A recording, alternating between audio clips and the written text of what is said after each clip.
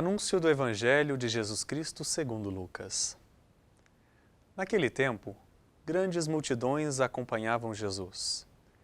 Voltando-se, ele lhes disse: Se alguém vem a mim, mas não se desapega de seu pai e sua mãe, sua mulher e seus filhos, seus irmãos e suas irmãs, e até da própria vida, não pode ser meu discípulo.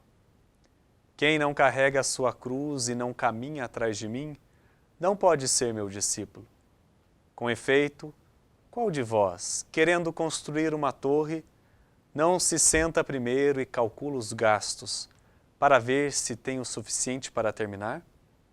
Caso contrário, ele vai lançar o alicerce e não será capaz de acabar. E todos os que virem isso começarão a caçoar, dizendo: Este homem começou a construir e não foi capaz de acabar. Ou ainda, qual o rei que, ao sair para guerrear com outro, não se senta primeiro e examina bem se com 10.000 homens poderá enfrentar o outro que marcha contra ele com 20.000? Se ele vê que não pode, enquanto o outro rei ainda está longe, envia mensageiros para negociar as condições de paz. Do mesmo modo, portanto, qualquer um de vós, se não renunciar a tudo o que tem, não pode ser meu discípulo. Palavra da salvação. Glória a vós, Senhor. O Evangelho de hoje nos convida a tornar-se discípulo de Jesus, assumindo o caminho indicado por Ele. Mergulhados na realidade de que o caminho passa pela experiência de cruz, entenderemos desta forma as duras exigências formuladas por Jesus. Abandonar a família, o sucesso, até a própria vida, e se doar com todas as forças e com a disponibilidade para a construção do reino de Deus.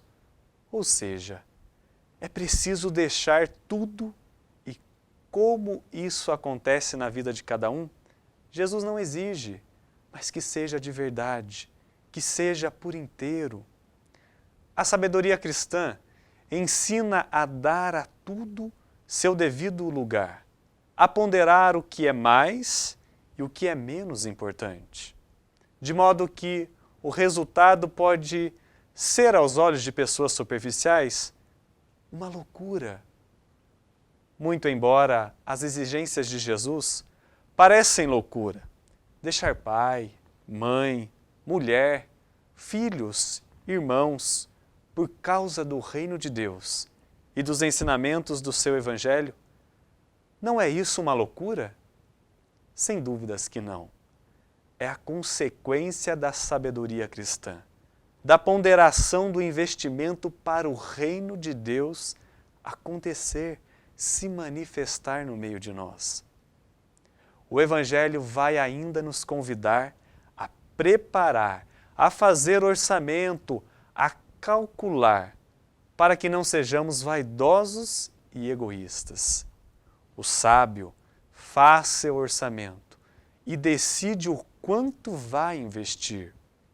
No caso de quem faz o caminho de Jesus, o único orçamento adequado é o investimento total, pois é o essencial, o que permanece, Jesus Cristo, sem o qual os outros bens ficam sem valor.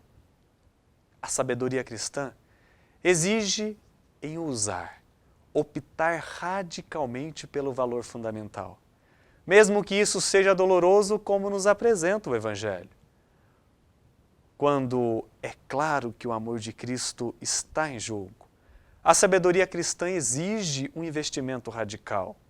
É ter liberdade perante aquilo que nos pode desviar do que é mais importante, do centro, da essência de nossa fé. Quem acha que seguir Jesus é fundamental, deve fazê-lo. Isto é, construir sobre a rocha firme nosso alicerce, nossa vida.